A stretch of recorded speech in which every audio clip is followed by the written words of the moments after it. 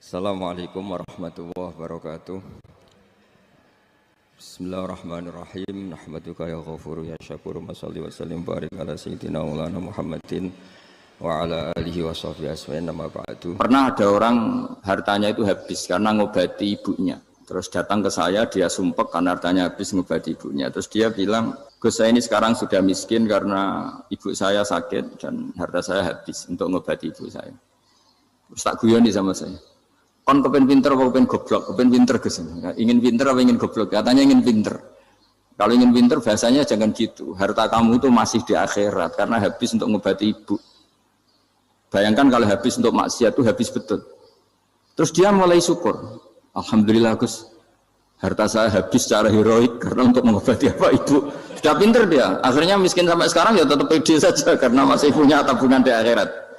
Dan itu saya terinspirasi oleh ilmu juga. Jadi dulu Sayyidah Aisyah itu pernah nyimpan sepotong daging kambing, disimpan untuk dimakan beliau, karena beliau mau iftar ya, mau buka atau apa. Singkat cerita, karena bawaan keluarga Nabi itu sakhok, ada orang minta dikasihkan. Suatu saat akhirnya kan habis, terus Nabi tanya, yang daging tadi di mana? Habis. Terus Nabi cara menjelaskan itu indah sekali. Harta kamu itu baju yang kamu pakai nanti ya rusak, yang kamu makan nanti ya ke WC. Wa tasaddaqta fa abqaita. Memang di semua riwayat itu pakai dhamir mukhatab mudzakkar, meskipun asal usul riwayat itu untuk Sayyidah Aisyah karena untuk umum. Yang kamu sedekahkan tuh yang masih. Kamu jangan bilang kamu sedekahkan tuh yang habis, yang kamu sedekahkan tuh yang masih. Misalnya saya punya uang 1 miliar misalnya. Terus pernah tak sedekahkan ke fakir miskin atau ke kiai atau ke pondok 100 juta. Itu yang mesti masih, karena kadung di luar kekuasaan kita.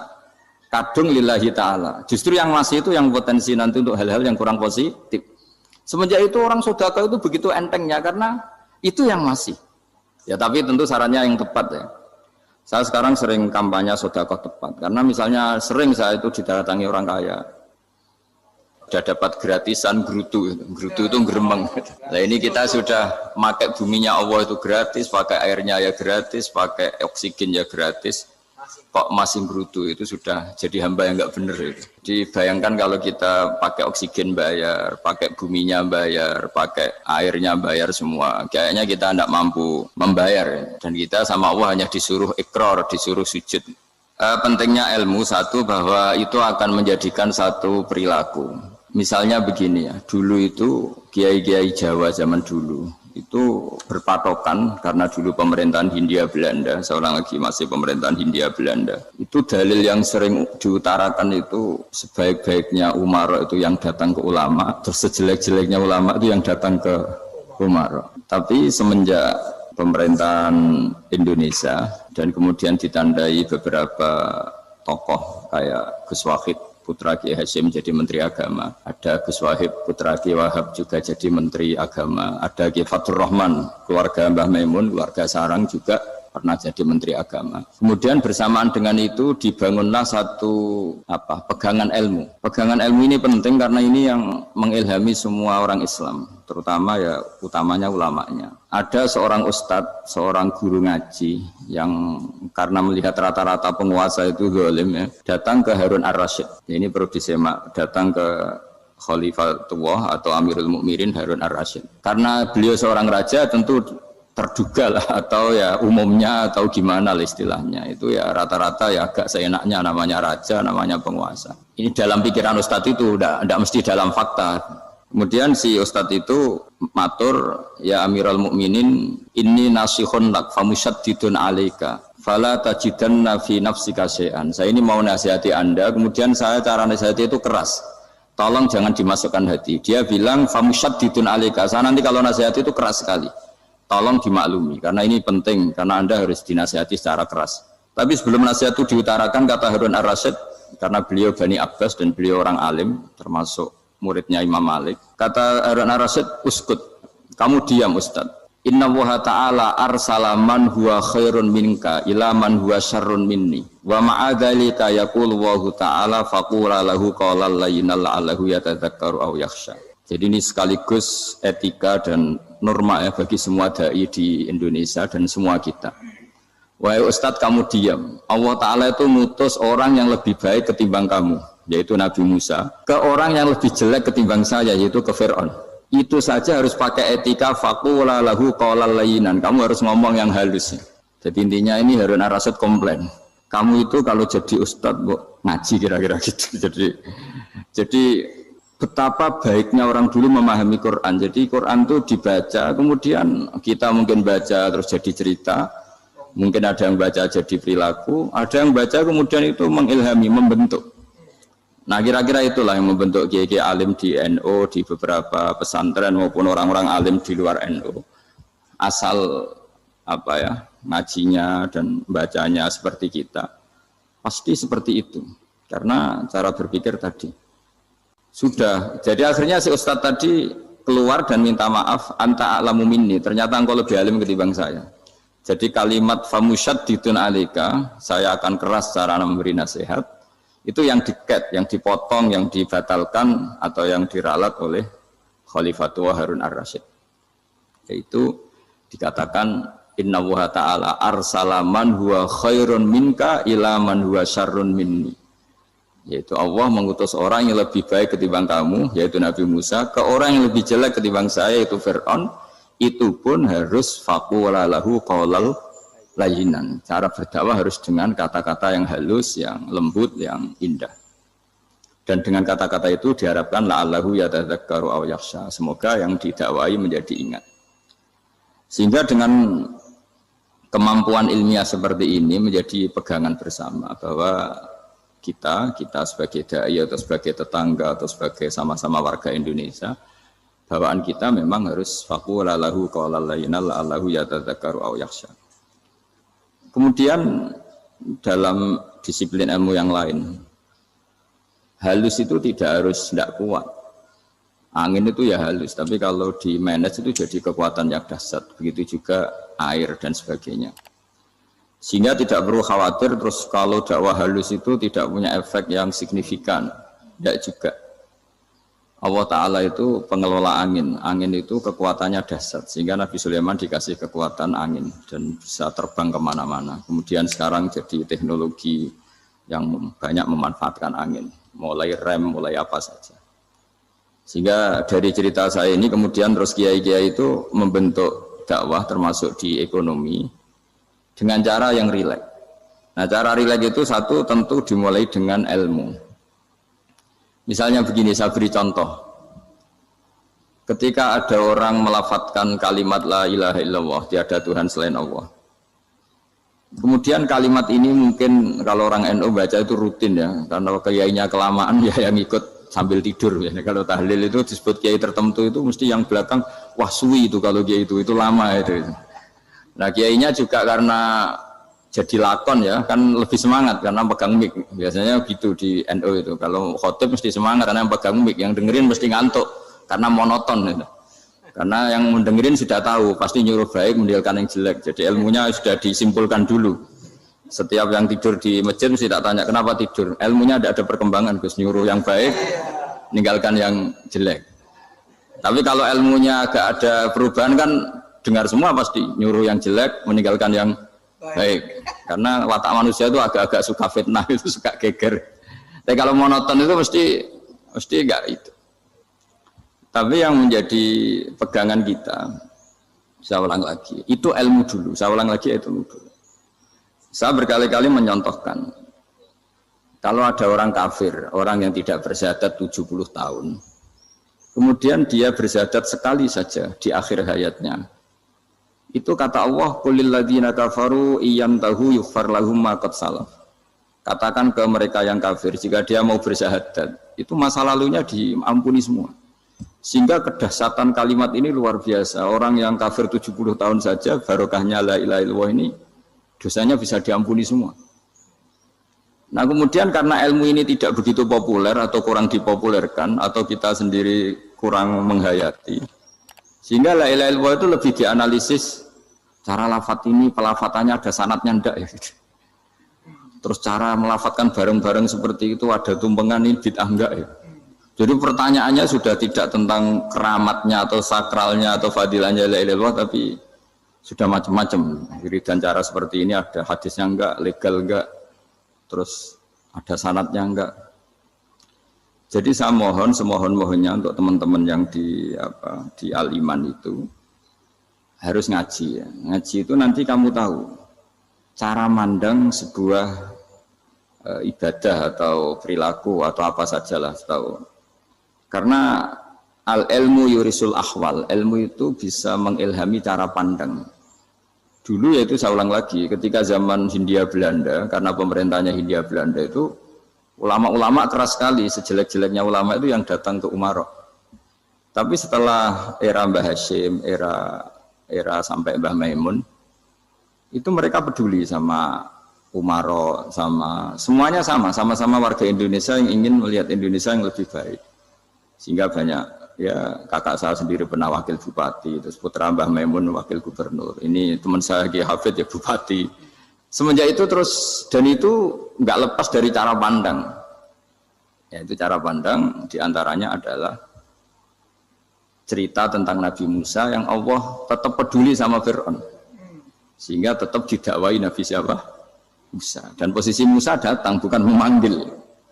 Ya, cuma sampai sekarang itu belum pernah ke kantor bupatinya Pak Hafid. Karena kadang-kadang orang terus curiga, mengajukan proposal, jadi agak repot. Ketemu bupati itu sialnya kiai kan mesti pikirannya orang bupati ini nyangoni, kiai ini disangoni itu. Itu terus kayak kita fakir miskin itu. Jadi makanya saya itu belum pernah datang. Tapi alhamdulillah karena beliau berambisi menjadi wa khairul umara mayatuna babal ulama. Jadi datang tapi sangat ambisius ingin mengalahkan ulama karena dia kalau datang statusnya lebih tinggi. Ya tidak apa-apa, ini tawaduk tapi niatnya agak begitu tawaduk. Jadi datang. Jadi saya sering ke Jakarta tapi ya tadi jarang ya. Biasanya ngajarkan waktu hanya pas saja, tidak kurang tidak lebih. Biasanya ngajar di pondoknya Pak Kures itu di Baitul Quran ya. Hanya ngajar santri-santri itu. Nah, jadi pemahaman Quran dulu itu kata Imam Ghazali itu membaca Quran itu membaca, bukan bercerita. Kalau kamu membaca seperti ini, kunta qori'an, kamu pembaca. Pembaca itu yang mengambil pelajaran. Tapi kalau kamu hanya cerita, itu namanya kunta hakian. Sebenarnya Anda tidak membaca Quran, tukang cerita. Misalnya tadi, cerita Nabi Musa datang ke Fir'aun. Itu kalau kamu hanya cerita, wah dulu itu ada orang namanya Fir'aun, didakwai Nabi yang namanya Musa. Ya ini namanya tukang cerita. Kalau kamu pembaca tidak gitu. Betapa baiknya Allah, orang sengawur Fir'aun saja inginnya Allah masih ingin diselamatkan dengan mengutus Nabi Musa kekasihnya. Itu namanya kunta qori'an, kamu pembaca betul, bukan kunta hakian, kamu tukang cerita. Begitu juga seterusnya tentang Quran ayat-ayat seterusnya. Sehingga yang diharapkan dari pembacaan Quran itu memang kita sebagai ahli baca, ahli mu'tabir ya, ahli yang ngambil pelajaran, bukan tukang apa? Cerita. Sehingga dulu ketika Sayyidina Umar radhiyallahu anhu ketika membuka Baitul Maqdis atau Baitul Muqaddas dan diajak syukuran, pesta-pesta makan itu. Beliau enggak mau. Ketika ditanya kenapa engkau enggak mau? Alasannya itu langsung beliau baca Quran. Jadi saya punya sekian contoh. Saya ulang lagi, saya punya sekian contoh. Orang-orang dulu dengan Quran itu menyatu, bukan sekedar dihafal tapi menyatu. Sehingga bawaannya itu sudah Qurani, sudah Qurani. Saya beri contoh pertama Rasulullah SAW, nanti Umar kedua. Rasulullah itu pernah nggak makan sampai 3 hari. Terus ditanya oleh sahabat, lalu kekuatan engkau bisa hidup apa? Terus menghentikan al-aswadani, maksudnya itu tamar dan air, hanya makan kurma dan air. Tapi beliau tidak ketemu roti atau tidak ketemu nasi lah kalau orang Indonesia. Ketika hari ketiga dikasih makan oleh sahabat, dipotongkan kambing, kemudian baru makan 3 lukmah, kira-kira ya 3 asupan nasi, berhenti. Padahal sahabat yang lapar sama dengan Rasulullah itu membayangkan Nabi itu sampai kenyang, sampai apa. Tapi ketika ditanya, seperti ini pun nanti ada hisabnya. Walatus alunna yauma idzin anin naim. Jadi acara makan-makan gini itu nanti ada hisabnya. Nabi nangis. Hanya sahabat nggak jadi nerusin makan. Jadi ketakutan orang dulu sama ketika Sayyidina Umar dijak pesta ketika memenangkan Baitul Maqdis itu. Inna wa ta'ala ayyara qauman. Allah itu mengkritik sebuah komunitas kaum karena apa? Adhabtum thayyibatikum fi hayatikum dunya wastamta'tum biha. Kamu adalah orang-orang yang jatah nikmat kamu sudah kamu habiskan di dunia. Adhabtum itu kalian habiskan jatah kenikmatan kamu di dunia. Wastamta'tum biha, kamu di dunia sudah berpuas-puas. Maka jatah Anda sekarang di akhirat habis. Sehingga Sayyidina Umar enggak mau pesta-pesta karena takut jatah nikmatnya habis. Kata beliau terus astabqi thayyibati, akan saya sisakan sisi-sisi kebaikan saya supaya tidak habis. Corong Jawa itu aja dientek-entekno biar jatahnya masih. Sehingga di dunia kiai itu ya meskipun saya akrab bupati, akrab mungkin wakil gubernur, saya itu ya jarang ketemu. Karena kalau orang Jawa bawaannya ketemu ya makan-makan, guyon-guyon. Nak keterusan ras mlebu swarga. Makanya saya pastikan Pak Yusuf Mansur ke sini tidak akan saya jamin, biar aja, biar jatahnya masih. Jadi ini bukan karena saya biar jatahnya masih. Ya, jadi itu ilmunya kiai. Nah, efek dari ilmu ini dahsyat. Kalau Anda berpikir tentang nasib Anda di akhirat, nanti bawaannya juga tidak akan mudah menyalahkan orang lain, tidak akan menghakimi orang lain karena sibuk dengan dirinya sendiri, tapi tidak dengan makna egois, tapi makna orang baik itu siapa? Orang yang sibuk dengan aib pada dirinya, dengan kekurangan pada dirinya, saking sibuknya mikir aibnya sendiri, tidak sempat mengoreksi aibnya orang lain. Itu awal ilmu. Ilmu itu tidak dimulai dari larangan. Kalau larangan karuan, tidak termasuk ahli surga, orang yang suka mengadu domba, tidak termasuk orang baik yang cari kesalahan orang lain. Itu namanya pelarangan. Tapi ilmu itu di atas nahi, di atas pelarangan itu. Kamu punya kesadaran bahwa kamu itu yang penting selamat dulu, jangan memikirkan orang lain. Dengan makna bukan egois, tapi dengan makna supaya tidak menyalahkan apa? Orang lain. Nah, saya termasuk ya boleh dikatakan kiai lah, yang paling fanatik bahwa semuanya itu harus dimulai dari ilmu. Ya saya ulang lagi, dimulai dari ilmu.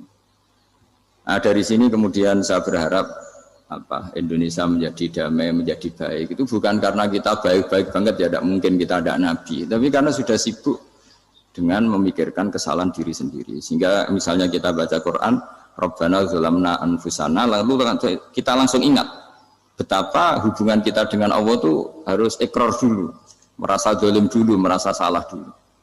Nah, kalau semua orang merasa salah di depan Allah itu mesti bawaannya enggak mudah menyalahkan orang lain, karena kita bilang Rabbana zalamna anfusana. Nah, itulah ilmu-ilmu yang mungkin banyak pembaca Quran tapi hanya baca, atau kalau baca ini tok disebut al-haqi, ahli cerita. Yang dibutuhkan tuh al-qari', pembaca kemudian mu'tabir, kemudian mau beriktibar. Seperti yang dilakukan tadi Harun Ar-Rasyid tadi. Inna wa ta'ala arsala man huwa khairun minka ila man huwa syarrun minni. Wa ma'adzalika yaqulu wa ta'ala faqula lahu qaulal layyin. Kamu tidak usah memaksakan musyaddid keras sama saya, karena Allah Ta'ala telah mengutus orang lebih baik ketimbang kamu, yaitu Nabi Musa, ke orang yang lebih jelek ketimbang saya, yaitu Fir'aun.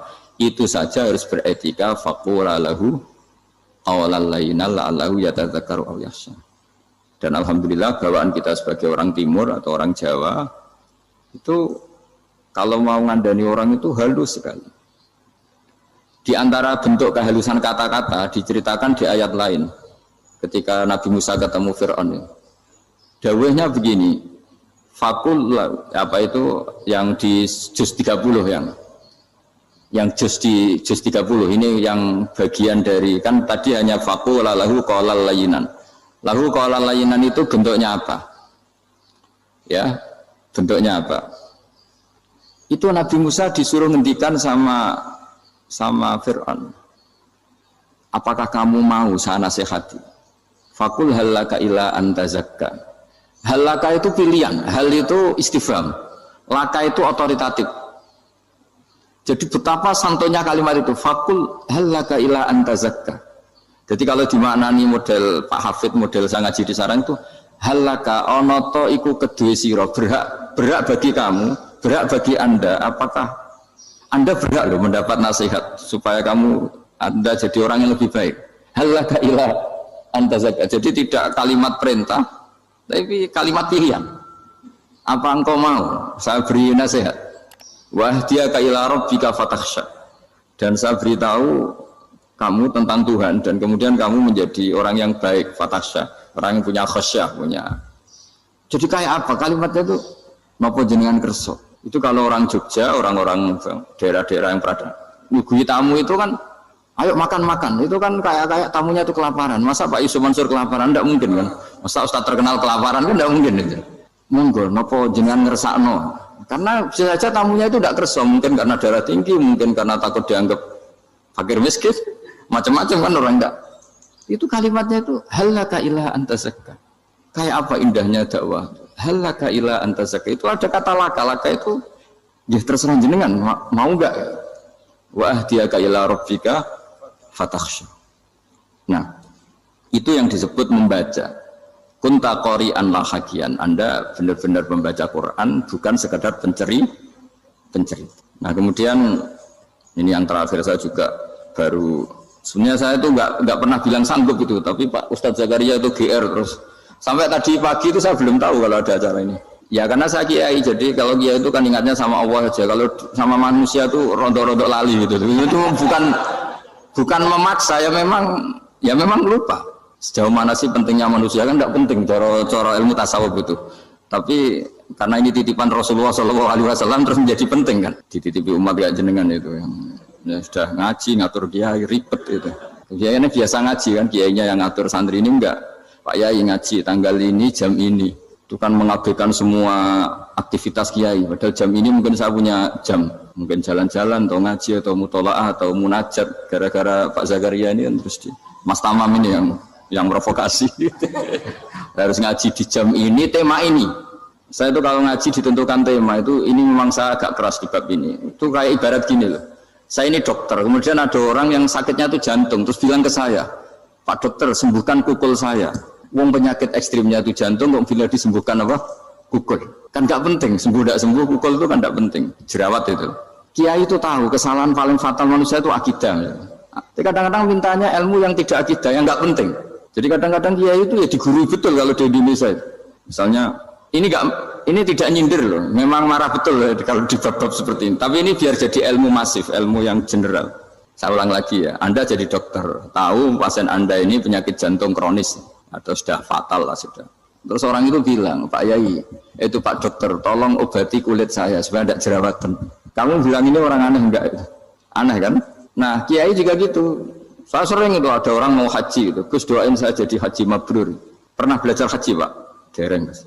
Mungkin enggak orang belum belajar nyupir terus kemudian minta didoain, Gus saya mau nyupir doain selamat. Nyupir aja enggak bisa kok minta doa selamat. Harusnya urutannya kan belajar dulu baru minta doa.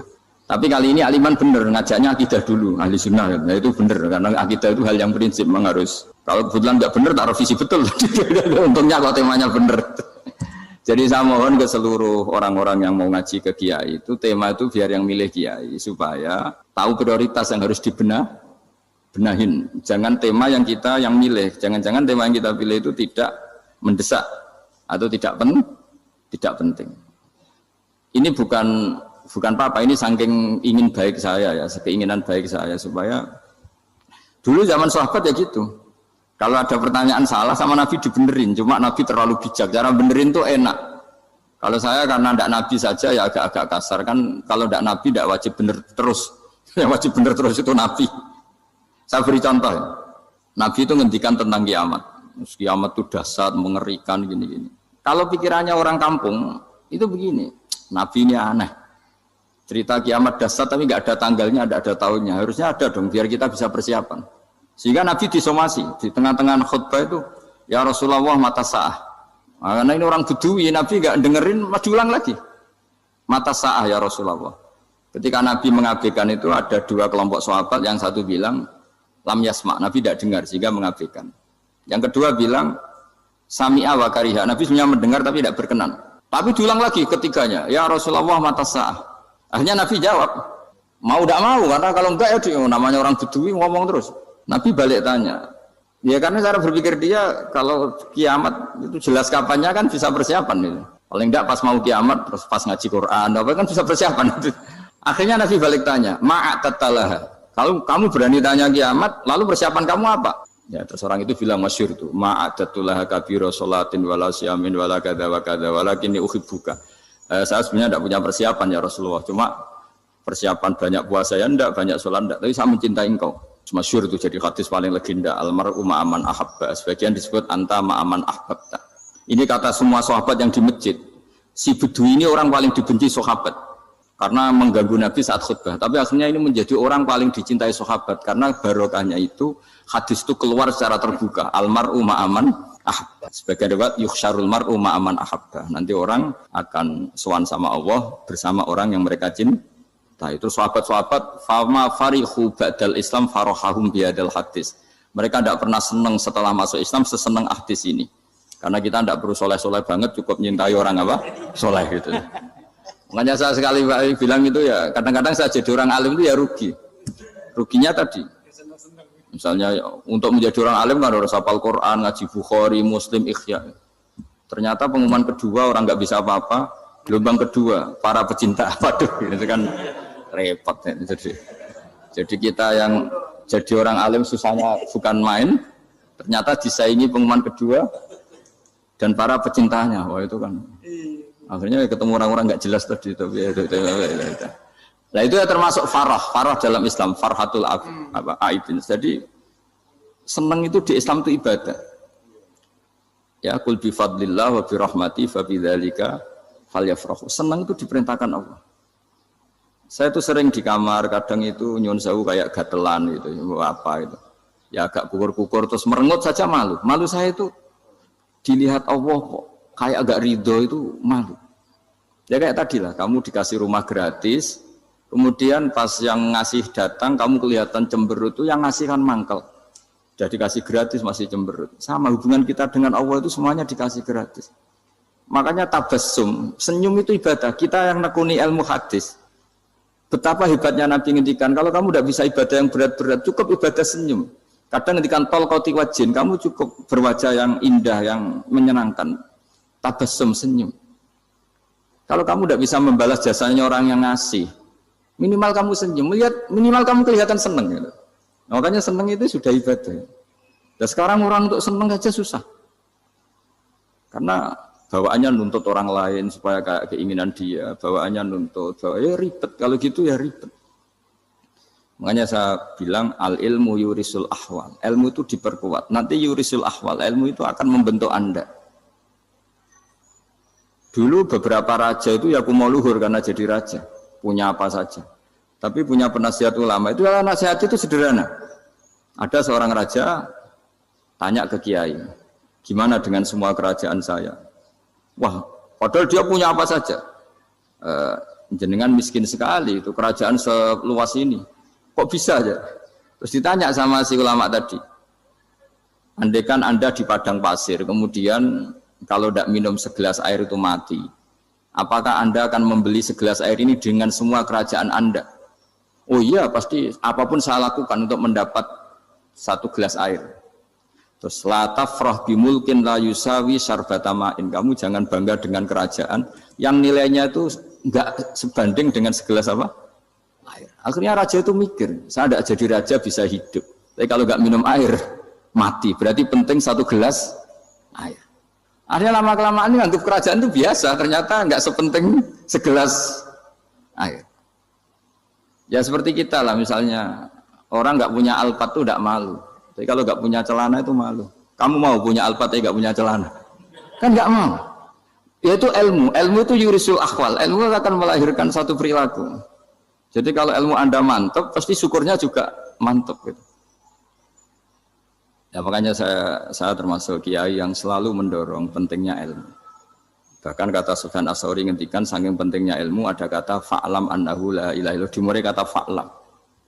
Dan saking pentingnya ilmu itu setiap nabi itu status permanennya itu hanya satu, mengajar. Rabbana wab'ats fihim rasulam minhum yatlu 'alaihim ayatik, membacakan ayat-ayat Allah sampai wa yu'allimuhumul kitab, mengajarkan kitab wal hikmah. Bahkan Allah sendiri wasofa dzatahul 'aliyah bi annahu al-muallim. Yaitu Allah ngendikan Ar-Rahmanu 'allamal Qur'an. Jadi betapa hebatnya pengajar. Allah sendiri mensifati dirinya itu Ar-Rahmanu 'allamal Qur'an. Allah itu Maha Rahman yang mengajarkan Quran. Di surat Iqra juga disebutkan Iqra wa rabbukal akram alladzi 'allama bil qalam. Jadi Allah mensifati dirinya sebagai pengajar. Kayak apa pentingnya mengajar? Karena al-ilmu yurisul ahwal. Ilmu ini melahirkan satu sikap. Pernah ada orang hartanya itu habis karena ngobati ibunya. Terus datang ke saya, dia sumpek karena hartanya habis ngobati ibunya. Terus dia bilang, Gus, saya ini sekarang sudah miskin karena ibu saya sakit dan harta saya habis untuk ngobati ibu saya. Terus tak guyoni sama saya. Kon kepen pinter apa kepen goblok? Kepen pinter Gus. Ingin pinter apa ingin goblok? Katanya ingin pinter. Kalau ingin pinter bahasanya jangan gitu. Harta kamu itu masih di akhirat karena habis untuk ngobati ibu. Bayangkan kalau habis untuk maksiat itu habis betul. Terus dia mulai syukur. Alhamdulillah Gus. Harta saya habis secara heroik karena untuk mengobati apa ibu. Sudah pinter dia. Akhirnya miskin sampai sekarang ya tetap pede saja karena masih punya tabungan di akhirat. Dan itu saya terinspirasi oleh ilmu juga. Jadi dulu Sayyidah Aisyah itu pernah nyimpan sepotong daging kambing. Disimpan untuk dimakan beliau. Karena beliau mau iftar ya, mau buka atau apa. Singkat cerita, karena bawaan keluarga Nabi itu sakhok, ada orang minta dikasihkan. Suatu saat akhirnya kan habis, terus Nabi tanya, yang daging tadi di mana? Habis. Terus Nabi cara menjelaskan itu indah sekali. Harta kamu itu baju yang kamu pakai, nanti ya rusak. Yang kamu makan, nanti ya ke WC. Wa tasaddaqta fa abqaita. Memang di semua riwayat itu pakai dhamir mukhatab mudzakkar. Meskipun asal-usul riwayat itu untuk Sayyidah Aisyah, karena untuk umum. Yang kamu sedekahkan tuh yang masih. Kamu jangan bilang kamu sedekahkan tuh yang habis. Yang kamu sedekahkan tuh yang masih. Misalnya saya punya uang 1 miliar misalnya. Terus pernah tak sedekahkan ke fakir miskin atau ke kiai atau ke pondok 100 juta. Itu yang mesti masih karena kadung di luar kekuasaan kita. Kadung lillahi ta'ala. Justru yang masih itu yang potensi nanti untuk hal-hal yang kurang positif. Semenjak itu orang sedekah itu begitu entengnya karena itu yang masih. Ya tapi tentu sarannya yang tepat ya.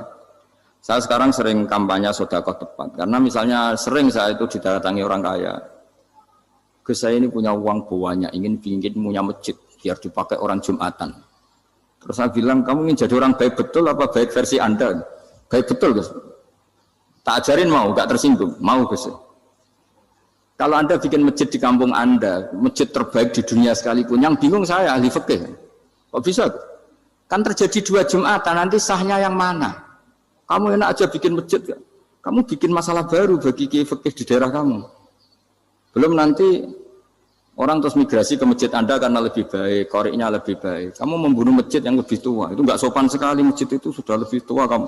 Akhirnya mikir, nggak usah Gus kalau gitu, sedekah apa saja yang penting perintah dengan gimana. Ya sudah. Jadi sedekah itu juga harus dibina supaya kalau orang kan bisa saja kan uang 100 juta itu untuk fakir miskin manfaat, ternyata untuk masjid yang sifatnya aksesoris, untuk lampu yang kristal yang mahal-mahal bukan yang pokok. Itu pentingnya ngaji ya. Jadi lagi-lagi al-ilmu yurisul ahwal. Ilmu itu melahirkan satu sikap. Jadi ketika ada masjid baru, kalau orang nggak bisa ngaji fikih, wow ada masjid baru, masjid banyak.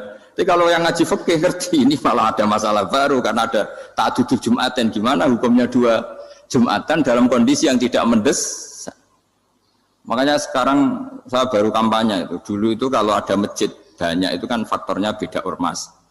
Beda pemahaman atau agak jauh, masih hukum sosial atau bawaan kondisi. Misalnya di dekat UGM itu ada masjid kampung pertama, bawaan masjid karena ada kantor besar atau bawaan ada pabrik besar atau ada sekolahan besar.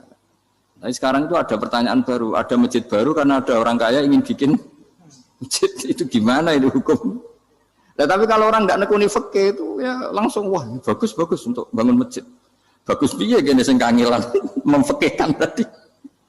Nah itu ilmu. Jadi kalau yang tidak nekuni fikih itu ya tidak tersiksa, tapi yang nekuni fikih itu pasti tersiksa karena seperti itu tadi.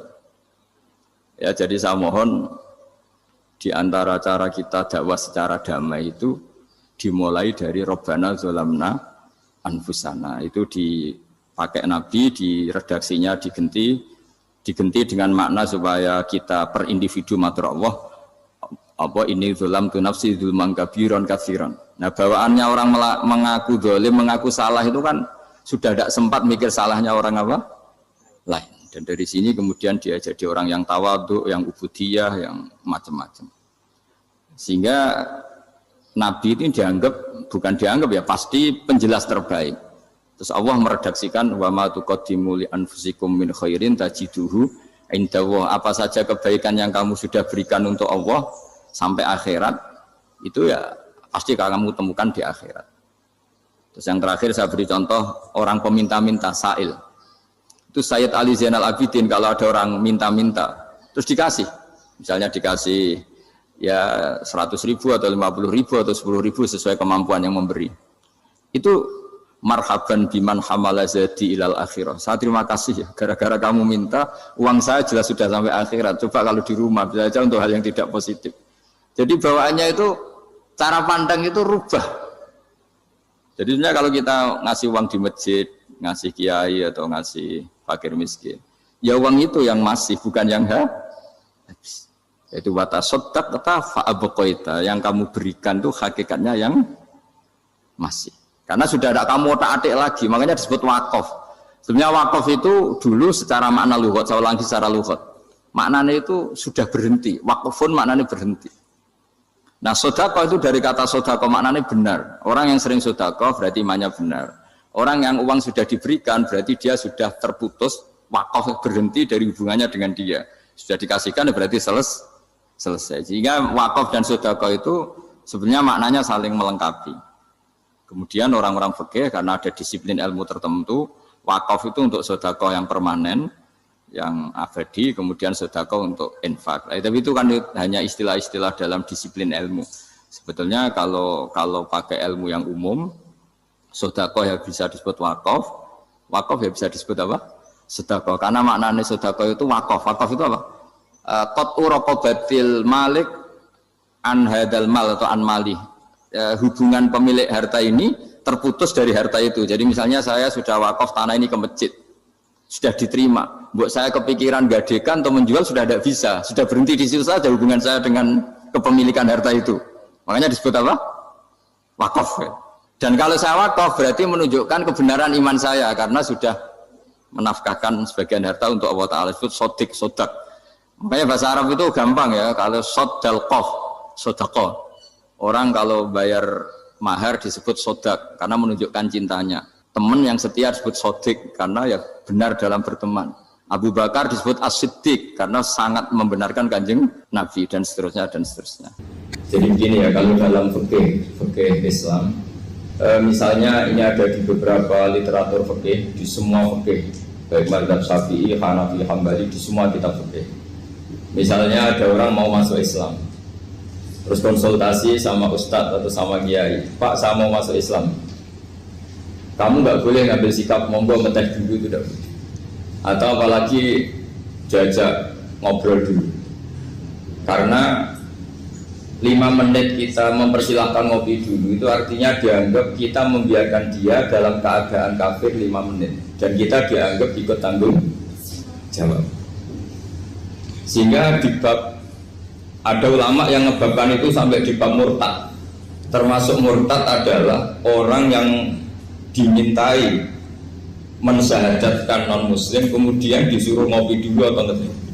Karena dianggap pembiaran sekian menit masih berstatus kafir. Jadi ibaratnya gini ya, kalau kita mungkin baru bapak-bapak baru pakai celana pendek terus ada orang kecelakaan di jalan, saya tak pakai baju dulu nanti baru kamu saya selamatkan. Itu kan naif. Kalau begitu saja naif, apalagi orang yang kafir kemudian pas mau minta disyahadatkan kita bilang monggo mandi-mandi dulu, ngeteh-ngeteh dulu. Berarti ada pembiaran sekian menit, dia masih berstatus. Artinya begini, kalau dia saat itu kok dimatikan oleh Israel berarti mati dalam status kafir. Dan kita ikut tanggung jawab karena harusnya bisa Islam andai kan kita mensyahadatkan saat itu juga. Jadi itu bab-bab yang dianggap ekstrim dalam kutubil fikih, bab-bab fikih. Makanya dalam kitab fikih Saya berkali-kali ada non muslim mau bersyahadat ke saya, itu saya bilang ke santri-santri saya, saat itu juga harus kamu ajarin meskipun pakai bahasa Indonesia. Yang penting status kafirnya apa? Iya. Baru setelah itu ada hukum sosial ya, mungkin kita nawarin teh atau kopi atau apa. Makanya di sini dibabkan bab seseorang harus tergesa-gesa atau bercepat-cepat atau ngambil sikap bergegas untuk melakukan kebaikan. Terus ayat kedua yang dipakai Sayyiduddin bin Abi Salam itu begini. Ketika Allah mensifati orang munafik, status orang munafik itu apa? Wa idza qamu ila sholati qamu kusala. Mereka kalau dipanggil untuk sholat, ya berangkat tapi itu salah cara malas-malasan. Sehingga untuk menunjukkan kita loyal sama Allah itu ya paling tidak ada sikap di atas rata-rata ya. Makanya ada sa'i ya, lari-lari kecil, tawaf juga disunatkan ada lari-lari kecil, disebut ar-romal, romal itu lari-lari kecil untuk menunjukkan bahwa kita loyal sama Allah itu tidak sak kobri cara Jawa. Nah itu dibabkan sendiri. Jadi beda antara tergesa-gesa sama ekspresi serius. Jadi musyawarah itu ya kira-kira kan nggak mungkin lah kita dipanggil rektor atau kiai atau orang tua kita terus jalan leha-leha itu kan nggak mungkin. Nah contoh yang diambil di sini begini. Ketika ada debat terbuka antara Fir'aun dan Musa, saya ulang lagi ya, ada debat terbuka antara Musa dan Fir'aun. Kan Nabi Musa datang ke Fir'aun. Lalu kata Fir'aun, ini asal-usul ayat ini saya terangkan sejarahnya. Kata Fir'aun, lalu kalau kamu tidak nuhankan saya, Tuhan kamu siapa? Terus kata Musa, Rabbus samawati wal ardi, yang nuhani langit dan bumi. Fir'aun masih berkelit. Kalau Tuhan di bumi, setahu saya kemana-mana yang dituhankan saya, kata Fir'aun. Ma'alim tulakum min ilahin ruiri. Terus Nabi Musa masih ngendikan, ya sudah Tuhan yang nuhani langit. Terus Fir'aun manggil Haman. Haman itu arsitekturnya Fir'aun.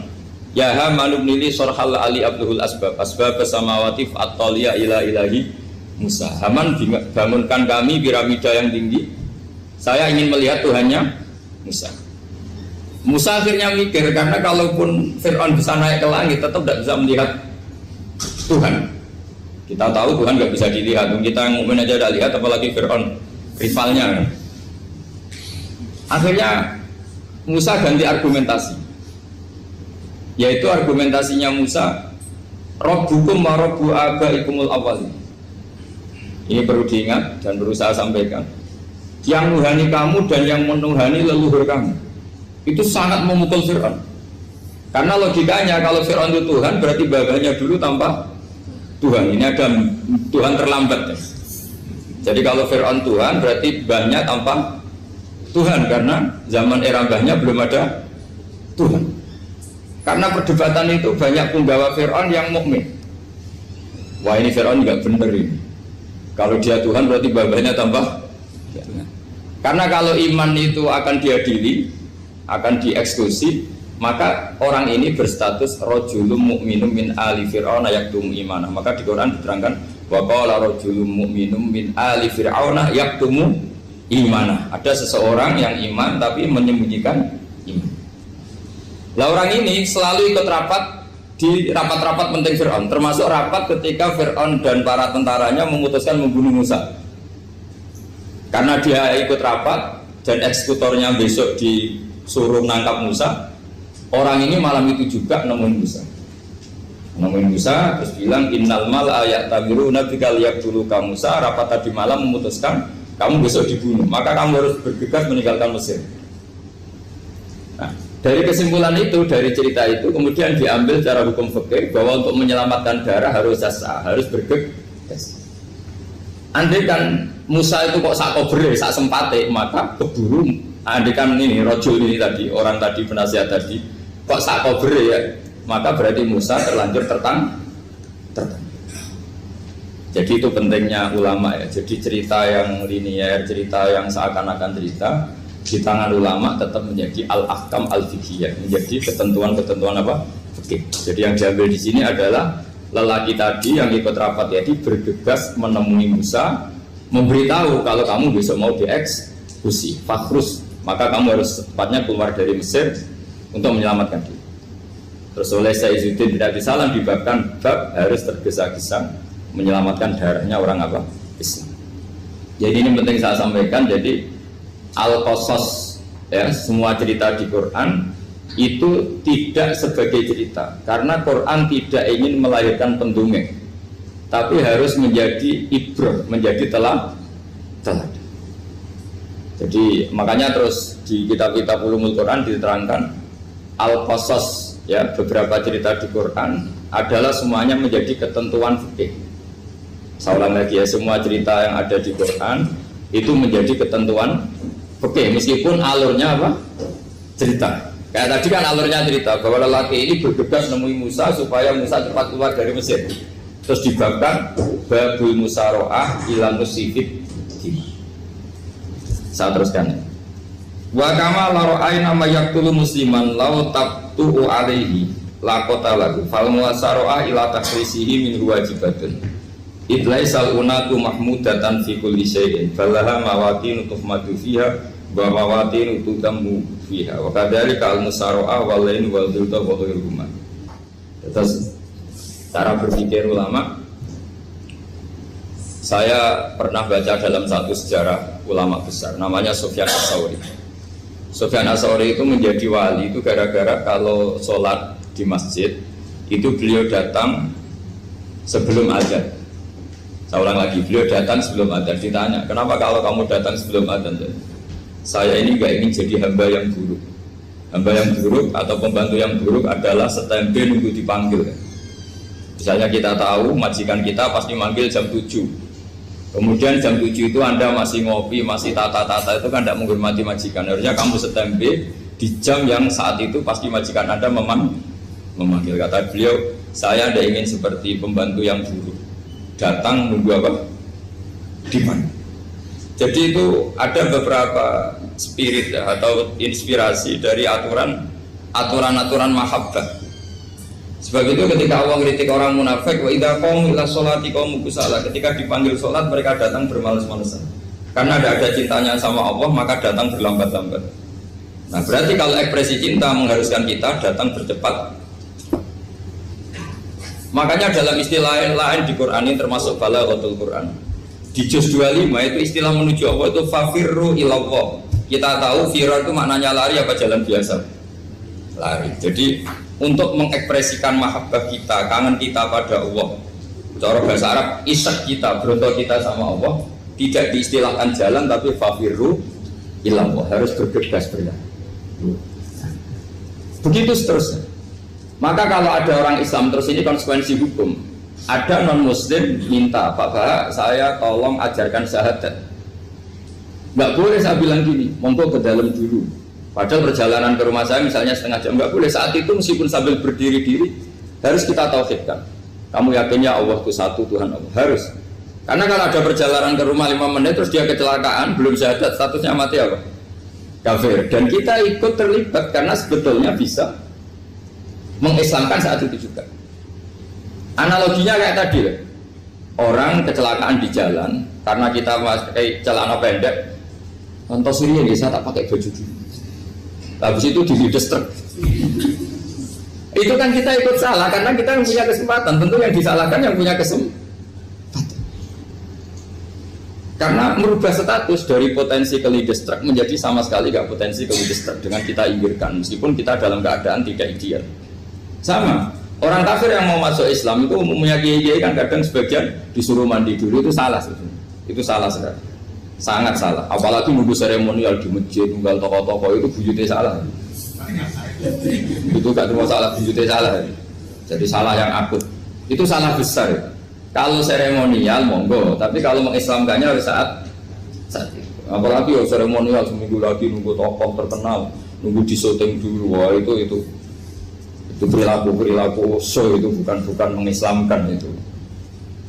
Makanya kita yang sebagai peneliti fikih itu kadang itu enggak sreg gitu.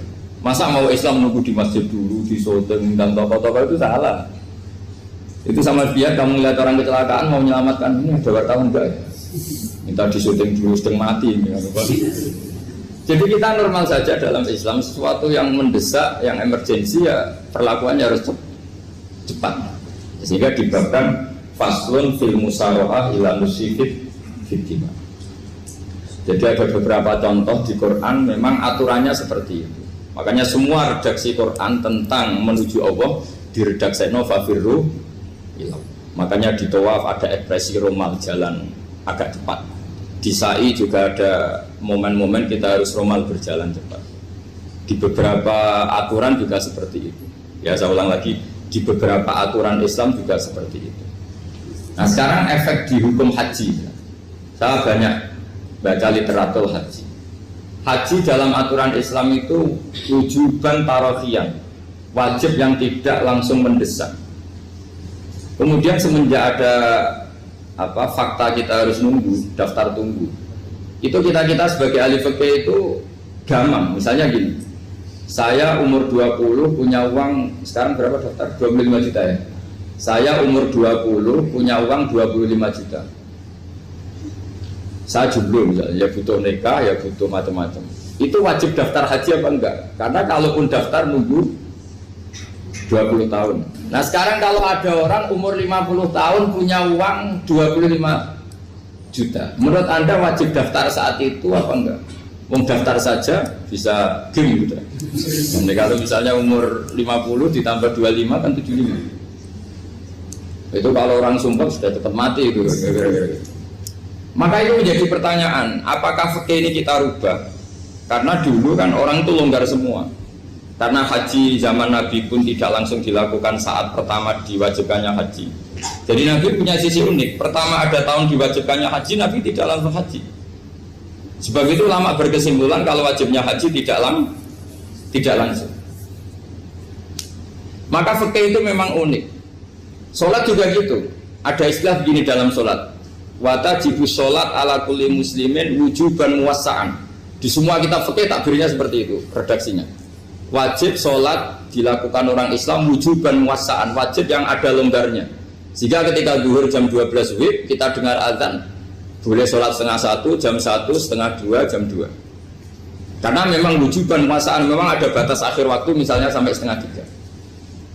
Nah problemnya begini, misalnya setengah 1 Anda pasti dipanggil majikan kamu yang diharuskan melakukan satu aktivitas, misalnya Anda pilot, yang nggak mungkin sholat lagi di kokpit. Apakah status wujuban muwassa'an, wajib yang longgar menjadi hilang karena setelah itu tidak ada kesempatan lagi sholat? Apa tetap kita sebagai ahli Islam yang agak balelo tapi alim, misalnya ya sudah tetap jadi pilot, nanti kan ada aturannya sendiri, ada rukhsahnya sendiri, ada kemurahan sendiri, kita sudah jadi pilot. Misalnya sholat tanpa harus menghadap kiblat, sholat yang tetap di perjalanan. Kira-kira Anda kalau jadi ahli fikih milih mana? Milih harus sholat di depan, apa tetap memberi kelonggaran? Gak apa-apa sholat sambil apa? Nyuper sambil pilotin apa pesawat. Anda milih mana? Karena kalau konstitusi ilmu itu memang harus ada, dengan tanda kutip ya, memang harus ada nakalnya. Kalau nggak nakal malah gak sah. Memang unik ilmu itu. Karena ilmu itu kalau dipaksakan lurus terus, itu nanti malah bengkok karena menghilangkan rukhsahnya Allah, kemurahan Allah. Tapi kalau dipaksakan rukhsah terus, murah terus, nanti dianggap menyepelekan hukumnya Allah. Maka kita yang ahli fikih itu pusing. Misalnya saya sering ditanya, Gus saya ini supir bis, kan musafir terus, berarti saya boleh tidak puasa terus panjang Ramadan? Coba kalau ada jadi ahli fikih mesti bingung. Mau boleh, ya boleh terus supaya orang nggak peduli sama Ramadan. Mau mengatakan wajib puasa, kayak nggak peduli dengan kemurahan Allah yang membolehkan musafir tidak puasa. Coba loh, Anda jangan jadi ekstremis yang saling bantah kok protes kok ini kan. Jadi memang mengkaji ilmu itu. Ya makanya dengan tanda kutip itu harus ada nakal. Tapi nakal yang baik bukan nakal. Nakal itu kalau bahasa Jawa itu kan tidak harus dosa. Seperti anak kecil, menek-menek itu, tuh bocah kok nakal. Padahal anak kecil menek itu haram dah. Enggak kan? Malah orang tuanya yang bentak itu yang haram. Yang nakal betul ya ibunya yang bentak cerewet itu, karena ibunya orang yang sudah mukallaf, sudah tua, salah langkah yaitu Kalau anaknya naik meja itu ya sebenarnya bahasanya tidak nakal, lucu. Oh jebule pinter coba iso munggah meja, harusnya diapresiasi. Tapi rata-rata ibu semua akal mecah gelas. Coba, malah boe malah mecah tabungan. Bapaknya marah tukang nguras tabungan. Sebetulnya senakal-nakalnya anak kecil itu nakal orang tuanya, itu pasti itu. Karena ini sudah kena fitop, sementara anak-anak belum kena. Saya pernah punya tamu karena di tradisi Kiai itu sering punya tamu. Bapak ibunya tuh kultus sama Kiai, bentak anaknya disuruh salim sama saya. Anak kecil kan nggak mau jalan-jalan terus, marah. Tak marah orang tuanya tak marahin. Yang dosa itu kamu bentak anaknya. Kalau anak kecil itu kena diskon rufi al-qalamu an salasin. Di antara aturan Islam apa? Tidak ada keharusan bagi 3 orang. 1 anak kecil sampai balik, 2 orang tidur sampai bangun, 3 orang gila. Artinya anak kamu itu tidak kena khitab untuk sopan sama saya. Kamu yang kena khitab baru sopan sama anak-anak. Dan ini ada Jawa itu kadang keliru. Jadi orang tua itu marah-marah memaksakan anaknya sopan. Padahal Allah memberi diskon anak kecil itu belum wajib sopan. Gak apa-apa ada tamu naik-naik kecil. Asal masih anak kecil. Makanya Rasulullah ketika beliau sholat sujud itu Hasan Husain itu naik. Cara Jawa Nabi itu 3 tumpahan. Semua riwayat mengatakan Nabi itu diam saja gak berani ngangkat. Sampai sahabat itu ada yang ngomong ini Nabi sujud lama sekali ada apa? Jadi kita punya riwayat itu ya baru kayak sahabat yang agak nakal. Semuanya itu sujud, tapi bareng di atas rata-rata ada sahabat yang belakang ngomong. Siapa tuh ini sujudnya kok lama? Barokahnya itu ditemukan riwayat. Oh, ono putune. Karena Hasan itu naik di atas punggungnya apa? Nabi itu andai kan tidak ada yang ngomong riwayat ini tidak ditemukan. Barokahnya ada yang ngomong itu mungkin. Kalau sekarang mungkin semua masjid ngomong karena orang sekarang jarang yang khusyuk. Kalau dulu hanya 1 yang di belakang. Setelah itu Nabi memberi penjelasan, saya tadi sebetulnya harus mengakhiri sujud saya sesuai aturan umum, tapi ada cucu saya tak biarkan sampai dia puas naik punggung saya, sehingga dia turun baru saya naik. Filosofinya apa? Begini, anak kecil 1 tidak kena khitab, 2 jangan sampai sholat itu jadi problem. Kalau Nabi nyentak Hasan, membentak, putu lono bae sholat kok diganggu, maka sholat menjadi trauma. Gara-gara sholat bahasa bentak saya. Lama-lama anak ini trauma dengan sholat karena dianggap problem. Makanya saya termasuk kiai nggak berpendapat anak kecil nggak boleh di masjid. Sering kan anak kecil di masjid ayat khutbah ramai. Saya termasuk setuju tetap boleh. Kalau dibentak di masjid maka dia trauma dengan masjid. Bangsa ke masjid dibentak. Lagi pula kadang-kadang orang tuh gaya-gayaan dok. Wah ramai orang khutbah ramai nih. Padahal kalau nggak diramein anak-anak malah udah tidur. Kita kan nggak bisa menjamin kalau perilaku kita lebih baik gitu. Mendingan kan anak-anak main di masjid dibanding di karaoke kan. Jadi kan, ya ini maksudnya saya, ini fikih ya. Fikih itu wilayahnya, makanya jadi ahli fikih itu susah-susah gampang. Jangan hanya berpikir protes dengan ketentuan fikih, mengkaji yang sebanyak-banyaknya. Itu tadi, misalnya Anda seorang supir permanen, supir bis terutama. Kalau truk kan bisa leha-leha, kalau bis kan apa ada deadline-nya ya waktu. Seperti bis jurusan Surabaya Semarang, saya kan sering naik bis jurusan Surabaya Semarang. Kadang-kadang supirnya melihat saya tanya, Gus saya ini supir. Saya ini Ramadan itu gimana ya? Ya saya sudah ngerti setengah nakal, dan senengnya dijawab rasa poso ya saya tahu. Tapi masalahnya secara fikih kalau kamu mengatakan kamu harus puasa terus, kamu melanggar konstitusi ilmu. Memang musafir punya diskon? Boleh? Tidak puasa. Pertanyaannya, bayarnya kapan? Mau Syawal ya nyupir lagi, Zulhijjah ya nyupir lagi, nanti sampai Ramadan ya. Nah terus ya pas kamu cuti, biasanya cutinya pas sakit, boleh diskon lagi karena sakit. Coba. Nah, andai kan ada jadi ahli fikih milih zaman. Lu kalau orangnya soleh terus kayak ustadz di sini kayak dosen UI kan, masa dosen UI Universitas Islam nggak Islami kan nggak mungkin. Mungkin memilih poso kan. Masalahnya ini kan hukum untuk orang kebanyakan, nggak boleh hukum musuh gak kuat. Sahur jam 3:30, ngombe vitamin, pokoknya harus kuat. Itu tidak hukum, itu saran. Hukum itu beda dengan saran. Hukum itu hanya berpijak musafir itu boleh stop. Kalau saran memang boleh, ya usahakan kamu makan 3:30 pas fit, nyupir. Terus kalau nyupir selesai jam 10, nanti istirahat. Memangnya majikan bisa ngatur jamnya? Itu fikih. Maka menjadi perdebatan. Yang namanya pergi itu apa? Menurut Imam Syafi'i, pergi itu ya dari rumahnya ke tempat yang asing, yang tidak wilayahnya namanya pergi. Menurut Imam Ahmad bin Hanbal enggak. Pergi itu tidak kerja. Jadi orang yang supir, yang seperti itu namanya tidak pergi, tapi kerja. Tanyakan ke publik, misalnya jenengan ke UI, istri kamu atau suami kamu ditanya, istri kamu kemana? Kira-kira jawabnya bilang pergi jalan-jalan apa bilang kerja?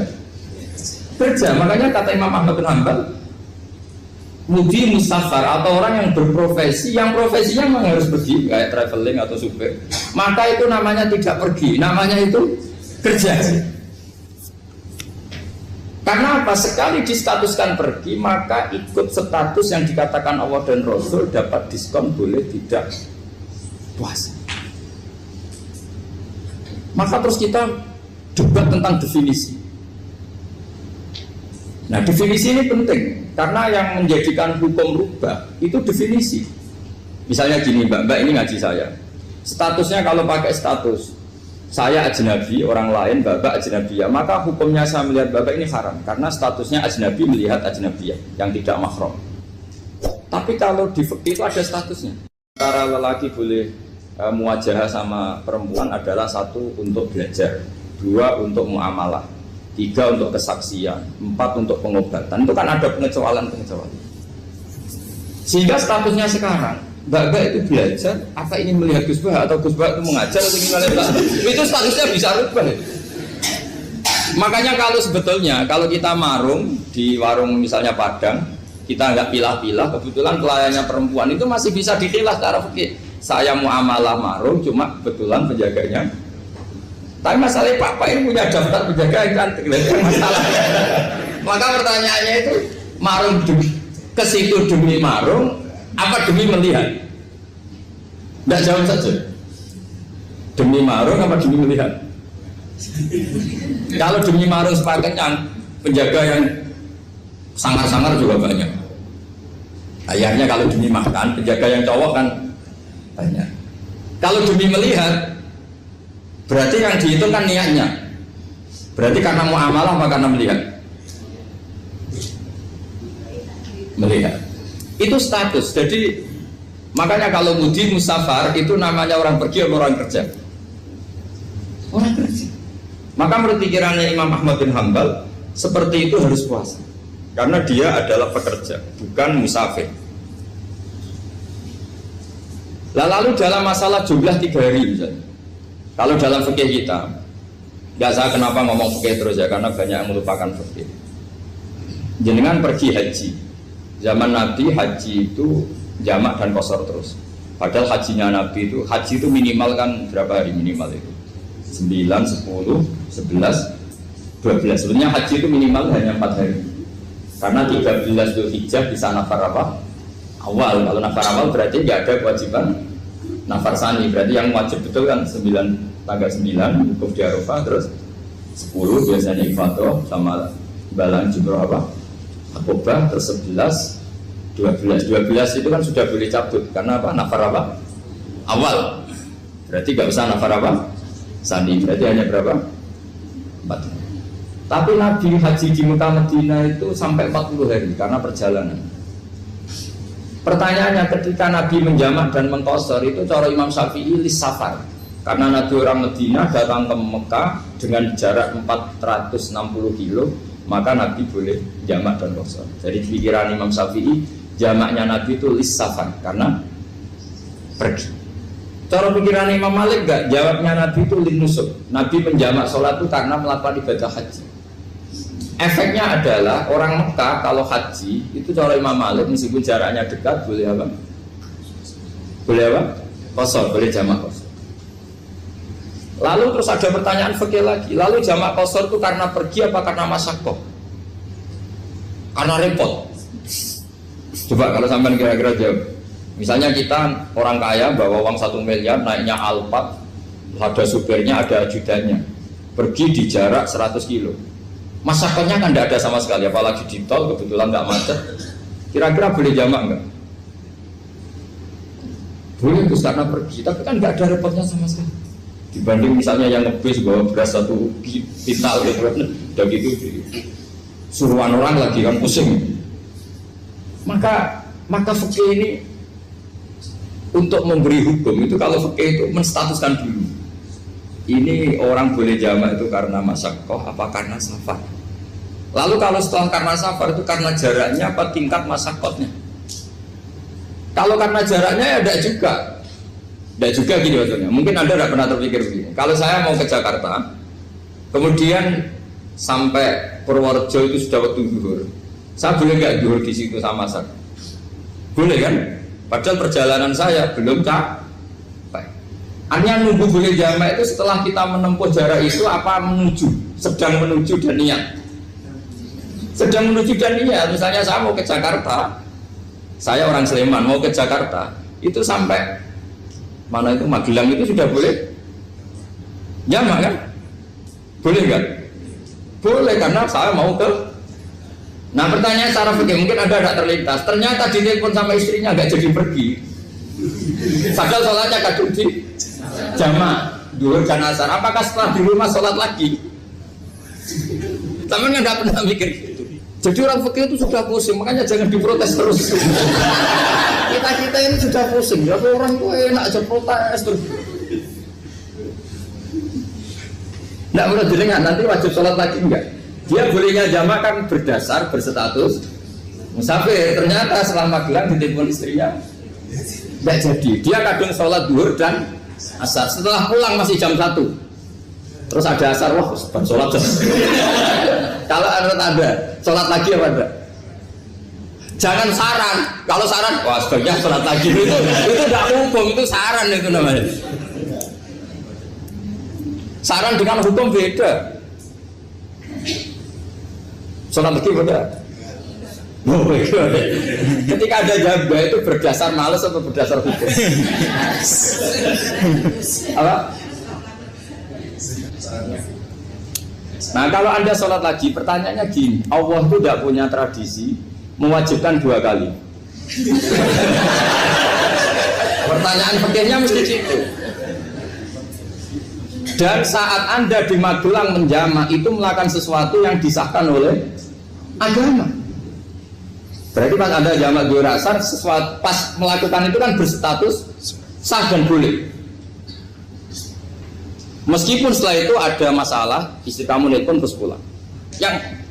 Tapi pas itu kan sudah dinyatakan oleh malaikat sah, Anda sudah duhur dan asar. Kalau melihat itu tidak wajib mengulang. Tapi bisa saja malaikat ada yang usil. Itu sah karena Anda berstatus musafir. Berhubung status Anda hilang, maka poin Anda sudah sholat juga hilang.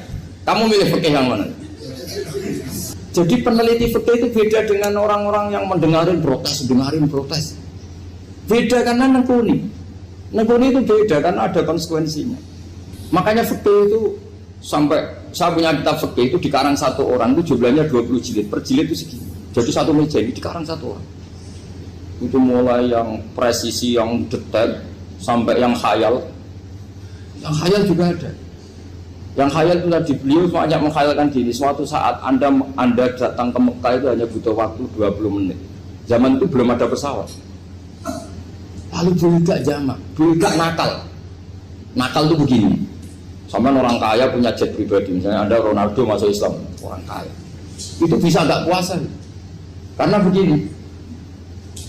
Misalnya dia orang, contohnya orang Arab ya. Orang Arab, jangan orang. Dan contohnya itu dibalik saja. Di sini itu kalau imsak jam berapa? Imsak Ramadan jam berapa? 3:30 aja biar aman ya. Kalau 3:30 kan masih imsak. Dia terbang ke Mekah. Jadi orang sini puasa jam 5 kan mulai puasa. Dia terbang ke Mekah kan masih malam. Makan terus dia. Mekah mau ada matahari terbang lagi ke barat. Karena dia menghindari berstatus puasa. Atau sebaliknya dia orang Mekah jam 12 puasa, 12 siang puasa. Dia wah kalau 6 jam lagi buka bisa barangnya saya. Terbang ke Indonesia. Ke Indonesia terbang baru 1 jam di sini sudah buka. Itu khayal. Jadi itu ada khayalnya. Itu lama dulu sebelum ada pesawat sudah mengkhayal gitu. Bolehkah orang yang di Masyrik ke Maghrib demi itu? Kalau Anda jadi Raja Salman jam 1 kok sudah nggak kuat apa? Puasa itu diberi saran terbang ke Indonesia. Itu kalau pakai jet kan nggak sampai 9 jam, 1 jam ke Jakarta. Sudah ada wow akbar. Bukan. Boleh nggak? Mau kamu nggak bilang, oh nggak boleh. Wong di Jakarta sudah huru bisa sih. Masa sudah matahari terbenam orangnya nggak boleh? Bukan. Lah ya. Apa? Kalau resikonya gini, sampean mungkin nggak mikir, resikonya gini, kalau dia berstatus musafir, bolehnya buka karena musafir, pertanyaannya dia wajib bayar. Kan musafir bolehnya kodok nanti harus bayar, tapi kalau dia buka normal kan bayar, beda, efek pakainya beda. Sampean jangan protes, Gus Baik gimana, mau ngaji mana tidak senang.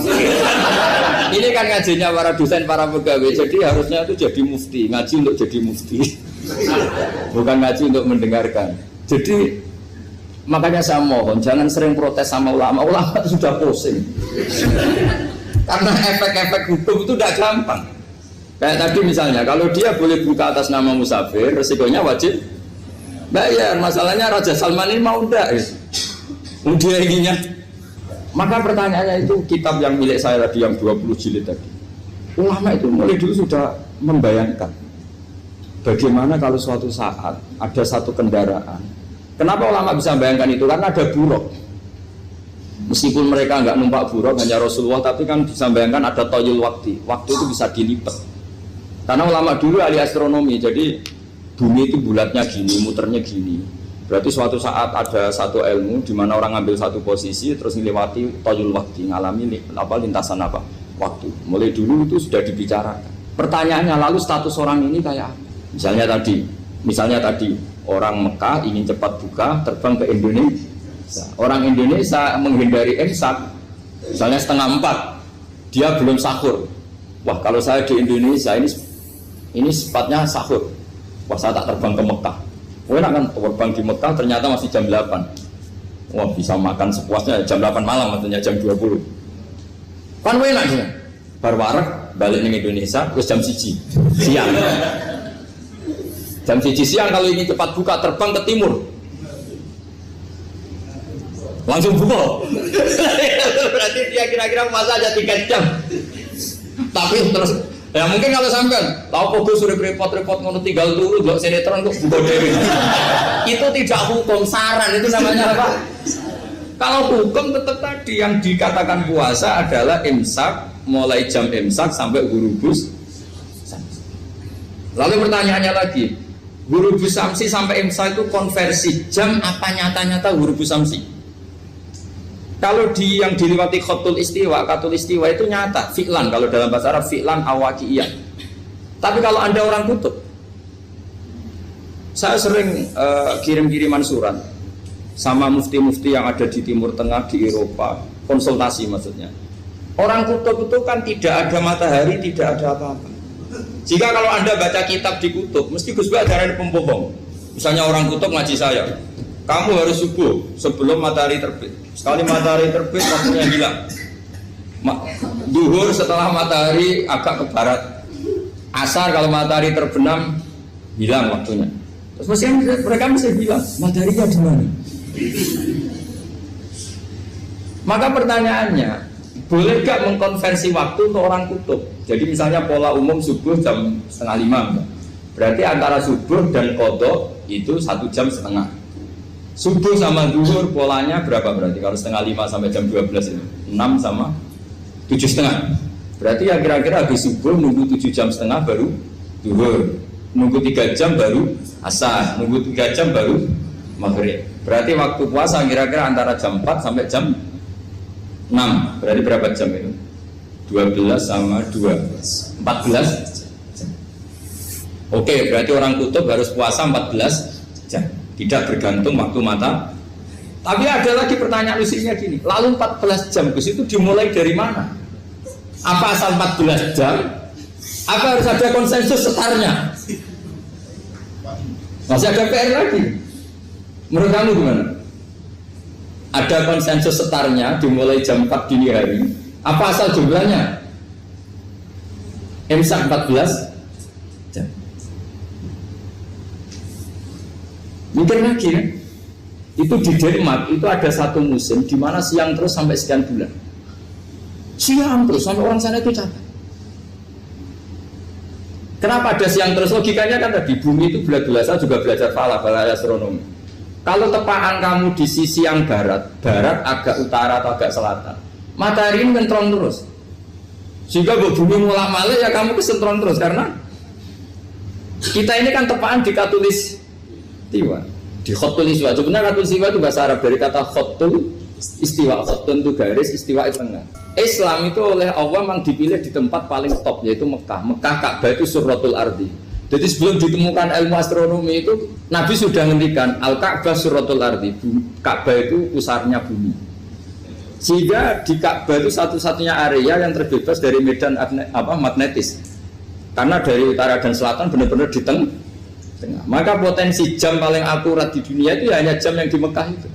Karena apapun akuratnya teknologi di Amerika atau Jerman, karena jam itu dari logam tetap ketarik medan magnetis, entah berapa 00, tetap kena. Misalnya jam di Jerman lebih dekat mana kalau Jerman? Mesti ketarik medan magnetis, entah berapa kadarnya. Karena materi jam dari logam. Sementara di Mekah karena di tengah itu terbebas dari medan magnetis. Nah, sehingga yang segaris dengan Mekah kayak Indonesia itu semuanya khotul istiwa. Nah kalau khotul istiwa normal itu artinya ya 12 siang secara umum ya 12. Sehingga ulama Indonesia kalau ngaji itu lebih gampang, lebih tidak dianggap bohong. Karena ya ada terbitnya matahari, ada zawalus syamsi, ada wurudus syamsi. Coba kalau kitab itu Anda baca di kutub utara sama kutub selatan, murid kamu bingung semua. Ini gimana Ustadz, tidak ada matahari kok semuanya diukur pakai matahari. Lalu pertanyaannya dikonversi kan? Pertanyaannya kalau dikonversi pakai apa? Asal 14 jam, apa harus sepakat dimulai jam berapa? Milih mana? Milih sepakat. Pertanyaannya kalau sepakat, ukurannya siapa yang jadi ahlul halli wal aqdi?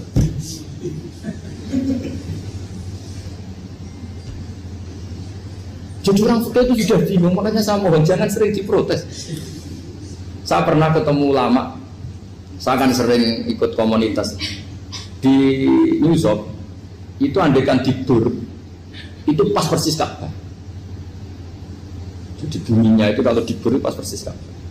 Lalu pertanyaannya, ada kiblat tidak di sana? Ya bumi kan gini ya, kalau dalam bahasa falak itu ada rubuk namanya. Rubuk itu bumi yang sewaktu itu hanya yang seperempat. Ya bumi yang sewaktu itu hanya seperempat. Jadi kita sekarang siang, berarti yang baru siang hanya seperempat bumi. Nanti yang malam ya hanya seperempat bumi. Ya, misalnya sekarang kita di sini siang, di Arab Saudi kan belum, ini masih 5:30. Ini sekarang di Arab Saudi baru setengah. Lah itu ada daerah di mana dengan Ka'bah itu pas atas sama bawah. Harusnya kan bebas arah. Apa? Bebas arah.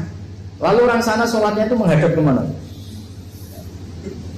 Pernah ulama New York itu minta fatwa ke Rabidatul Alam al-Islami. Lalu kita harus menghadap kemana?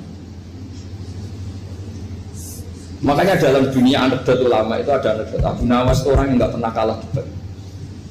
Dia itu terkenal nggak pernah kalah debat. Tapi dia ada ilmuwan. Dia punya tetangga ilmuwan, punya pengaruh besar. Semua orang ngaji ke ilmuwan itu. Mantasnya bukan main, karena dia ahli falak, ahli astronomi. Mau nandingi dia tidak bisa, nggak nandingi itu reputasinya jago. Orang itu berteori kalau bumi itu bulat-bulat. Kalau kamu jalan ke sini, maka akan ke titik yang suatu saat si profesor ini kemalingan, terus minta tolong Abu Nawas rumah saya kemalingan. Terus lari kemana malingnya? Ke timur. Setelah ke timur, larinya ke timur. Abu Nawas lari ke barat. Terus ditanya, sudah tak bilangin malingnya lari ke timur, kok kamu lari ke barat? Nanti ketemu di titik yang sama.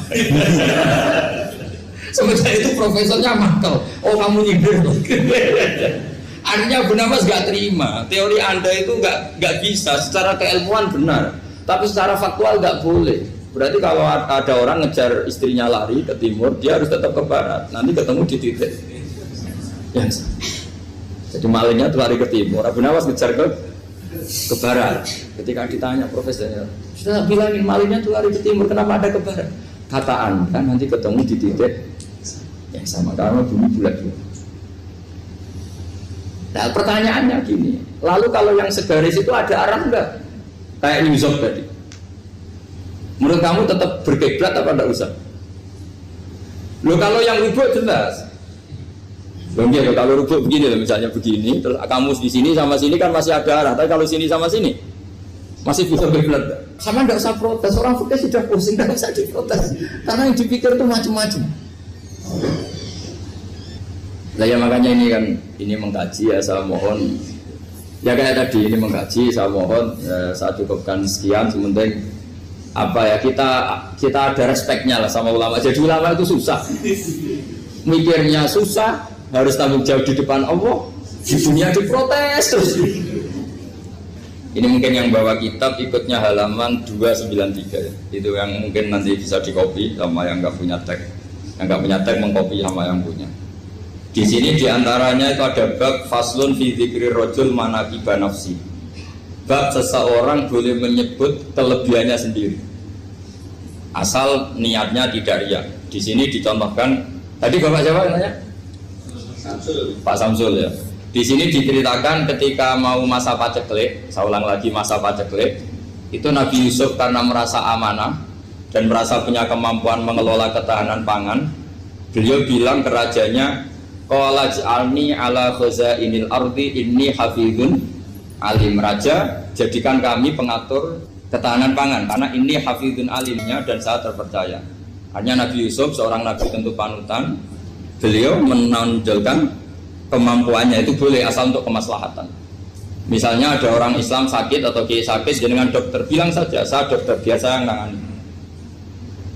Itu boleh karena motivasi Anda dalam menyelamatkan Pak Kiai tadi atau orang yang sakit, bukan motivasi Anda adalah hadun nafsi, misalnya kalau dalam bahasa keinginan apa? Pribadi. Jadi itu boleh. Saleh ke sholat ngerasa ya Allah kula pun sholat jenengan tampi. Kula pun zakat jenengan tampi. Sing mari muni kula sing mari rawan kira ikhlas. Mbok sekali-kali mulane jari hikam. Masalah utamanya kita ora eling pangeran, eling hadzun nafsi. Jajal elingem dimulai kok pangeran, terus ape ra ikhlas wae. Ya Allah jenengan nekdir kula saged salat. Jenengan nekdir kula purun zakat. Muni alhamdulillah, alhamdulillah Gusti kok saged zakat. Wis gak kepikiran kepengin dimatur nuni kepengin entuk swarga. Tapi nek cara ngomong muni kula tak kei zakat jemlete aku. Aku sholat bolak-balik rezeki tetep seret. Cuma berkula rawan kakean nuntut. Nggih mboten. Aku ndonga-ndonga oleh Gus tetep ae tokoku bangkrut. Muni kula marai masalah. Mergo mari roh hadun nafs. Cara bahasa sing rohi sampean mari ujub muni kula mari napa? Jajal sampean pertama nyebut kok kata Allah. Alhamdulillah Gus kula diparingi Allah utawa Allah maringi kula ngeten. Maringi arta kula kathah. Ya Allah nyukani kula taufik purun zakat. Wis ora kepikiran apa udah tapi. Nggih. Mergo kebesaran Allah ini akan melumat ujube sampai ya.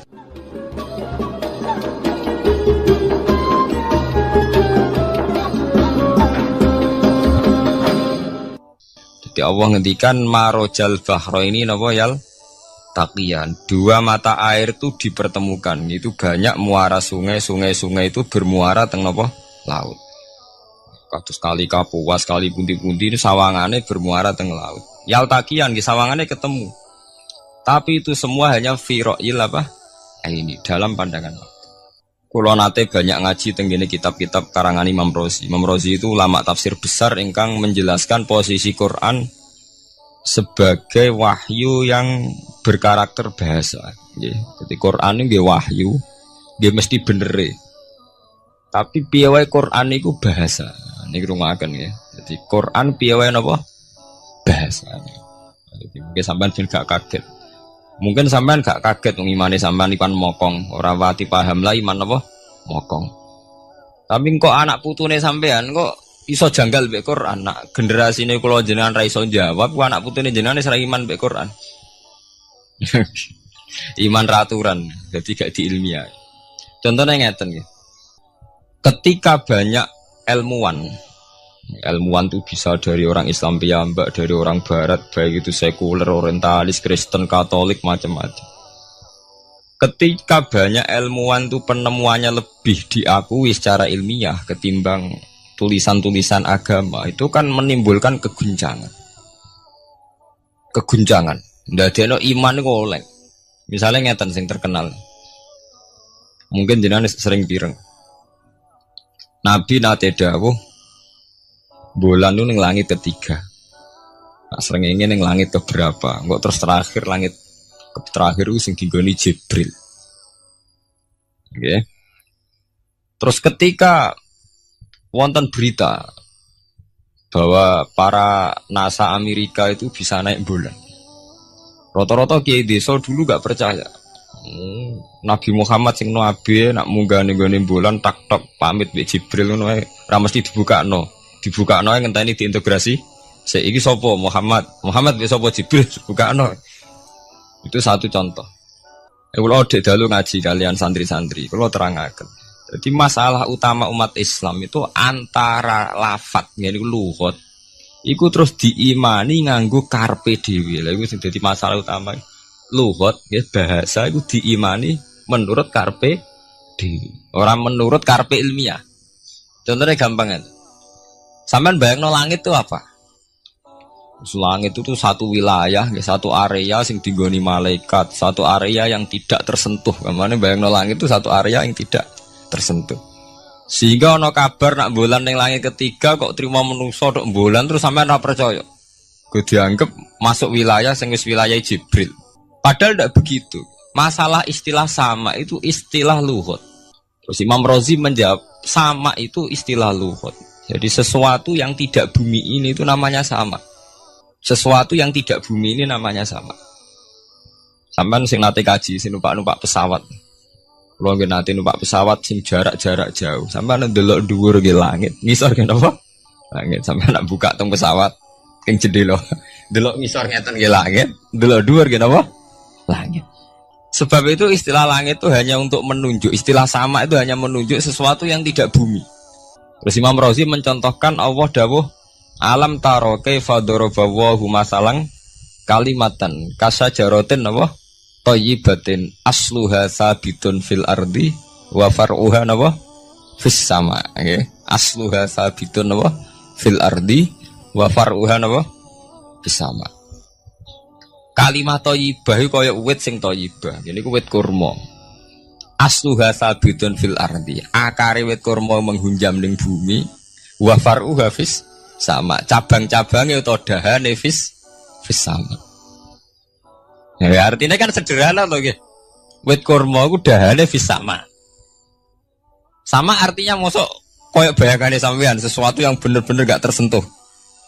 Wong dahane wit kurma fis sama. Jadi kasajaratin apa? Thayyibatin asluha sabitun fil ardi wa far'uha apa? Fis sama. Sama to mriku mosok artine lemu angit sing enggak terjangkau. Wong artine kaya wit kurma sing akare menghujam ning bumi wa far'uha apa? Fis sama. Dahan-dahane utawa cabange fis sama. Sebab itu istilah sama tenggene Quran itu menunjuk satu arti yang tidak bumi. Nak sampean delok teng munjid teng kamus-kamus mutlakul uluwi, sesuatu yang atas itu sama. Paham gitu? Sebab itu ketika ditemukan, nah ini kalau cerita astronomi, ane iman itu dibaringi mbek ilmu. Nak cara ilmu falak, cara ilmu astronomi, bumi itu kan berputar. Ketika kita di atas, kita ngalami siang. Ketika kita di bawah, kita ngalami malam. Ora kok srengenge ambles ning bumi niku. Lah nek srengenge ambles ning bumi logikane kan mboten masuk akal. Mergo srengenge luwih gedhe, mosok iso ketelan barang sing luwih cilik. Nah, tapi kenapa istilah-istilahnya kok hatta idza balagha maghribas syamsi wajadaha taghrubu fi ainin hamiatin. Nak wis wayahe sore, ben delok srengenge sawangane ya surup ning mata air. Angger sore sampean delok nang gunung, nggih. Nak sore sampean teng gunung, sampean delok srengenge ya sawangane ambles teng laut. Wajadaha taghrubu fi ainin hamiyah. Lah itu jalan keluarnya apa ya? Kayak Imam Suyuti ini fi ra'yil aini sawangane. Dadi piye wae Quran itu pakai lugat, balik ning istilah sawangane. Jadi Quran itu tidak mesti memutuskan sesuatu itu sak mestine. Sawangane fi ra'yil aini. Ya podo. Kaya air tawar ambek air asin. Sawangane ketemu, nyatane keudek-udek. Wong sangka sungai mengalir ke laut. Tapi sawangane Allah tetap bikin karakter masing-masing. Dan keduanya tetap sesuai dengan karakter masing-masing. Jadi ahli fisika nu paham betul. Benda mbok adu kaya apa tetap mereka bawa ciri masing-masing. Kok kabeh nggawa gene masing-masing. Berarti ketemu sawangane tok, hakikate ndak pernah mau napa? Ketemu. Ini jenenge firo'il. Sebab itu banyak ayat-ayat yang terjawab oleh teori firo'il ini. Jadi itu sawangan. Jadi itu masalah-masalah ilmiah yang bisa menjawab beberapa kejanggalan, yes. Beberapa kejanggalan dohirin nas agama. Zaman kudu paham mergi banyak sekarang misalnya kayak manusia itu ketika bisa deteksi janin. Ahli dokter kandungan lewat macam-macam peralatan itu nggih. USG macam-macam mak saged ngerti janin itu lanang ta wedok. Nah dhisik kiye-kiye kuno ada 5 perkara sing roh apa tok, kapan udan, kapan wong mati. Terus sing ning jero kandungane wong wedok ku lanang apa wedok sing roh Allah tok. Kiye-kiye kuno ngoten. Tapi sakniki wong paling percaya urusan mati tok. Urusan udan secara falak, secara astronomi